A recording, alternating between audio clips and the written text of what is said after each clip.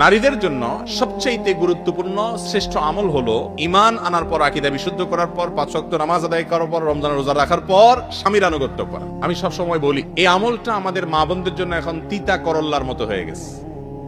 তিতা করল্লা খাওয়া যেরকম কষ্টের, মহিলাদের জন্য নামাজ রোজা করা, অন্য সব আমল করা যত সহজ, স্বামীর কথা মেনে চলাটা এগুলোর চাইতে বহুগুণ সহজ। না কঠিন? কঠিন। এটা মনে মানতে চায় না। বিশেষ করে ইবলিসি সিস্টেম আমাদের মা বোনদেরকে নানাভাবে প্রতারিত করে রেখেছে, তাদেরকে ধোকায় ফেলে রেখেছে। তারা তথাকথিত সমান অধিকারের কথা শুনে, ইসলাম ন্যায্য অধিকারের কথা বলে। সমান নয়, কারণ সব জায়গায় সমান দিলে হয় না, কোথাও বেশি দিতে হয়, কোথাও কম দিতে হয়। ন্যায্যতা নিশ্চিত করার কথা ইসলাম বলে। তো এই মুখরোচক স্লোগানের মাধ্যমে আমাদের অনেক বোনরা প্রতারিত হয়ে আছেন। নামাজি কালামি, পর্দা পশিদা করেন, সব ঠিক আছে, কিন্তু স্বামীকে মানেন না, স্বামীর কথা শোনেন না, স্বামীর সাথে সবসময় ঝগড়াঝাটি লেগে থাকে। এই রোগটা ঘরে ঘরে আসে না নাই?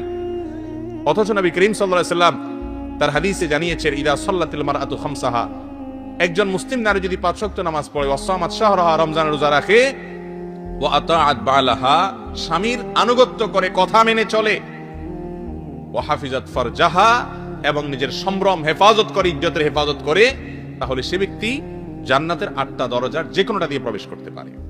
তাহলে মুসলিম নারীর জান্নাতে প্রবেশের জন্য অন্যতম শর্ত হলো স্বামীর আনুগত্য করা। অন্য সব করতে পারলো, এটা আমাদের মা বোনরা পারছে না, তাদের জন্য চ্যালেঞ্জ। আল্লাহ আমাদের মা বোনদেরকে আমল করার তৌফিক দান করুন। তাহলে এই আমলটি তাদের জন্য গুরুত্বপূর্ণ আমল। আর মুস্তাদে বাজ্জার সবিন হাদিসের কিতাব থেকে জানা যায়, নারীদের জন্য অন্যতম গুরুত্বপূর্ণ বিষয় এবং আমল হলো পর্দার আমলটা। এই আমলটা অনেক মা বোনরা সঠিকভাবে করতে পারেন না। অনেকে পর্দা করেন বাইরে, ভেতরে পর্দা করতে পারেন না। ভেতরে পর্দা কি?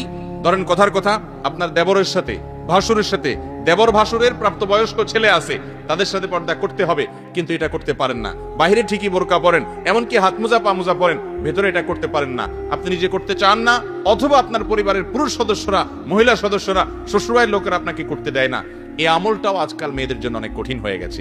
বাহিরে ভেতরে সব জায়গায় মাহরাম নন মাহরাম মেনটেন করা, পর্দার বিধান মেনে চলা, এটা নারীদের জন্য সবচেয়ে গুরুত্বপূর্ণ বিষয়। এই বিষয়টি হাদিস দ্বারা প্রমাণিত। এর বাইরে মা বোনদের জন্য অন্যতম গুরুত্বপূর্ণ বিষয় হলো, তাদের কাছে একটা বিরাট বড় সুযোগ আছে যেটা পুরুষদের কাছে নাই। সেটা হলো, মা বোনরা চাইলে সওয়াবের গাছ, সবচেয়ে বড় গাছ লাগায় যেতে পারেন দুনিয়া থেকে। কিভাবে সেটা? সন্তানকে আল্লাহর সঙ্গে পরিচিত করায় দেওয়ার মাধ্যমে, নামাজে অভ্যস্ত করার মাধ্যমে, কোরআনে অভ্যস্ত করার মাধ্যমে, সুন্নাতে অভ্যস্ত করার মাধ্যমে।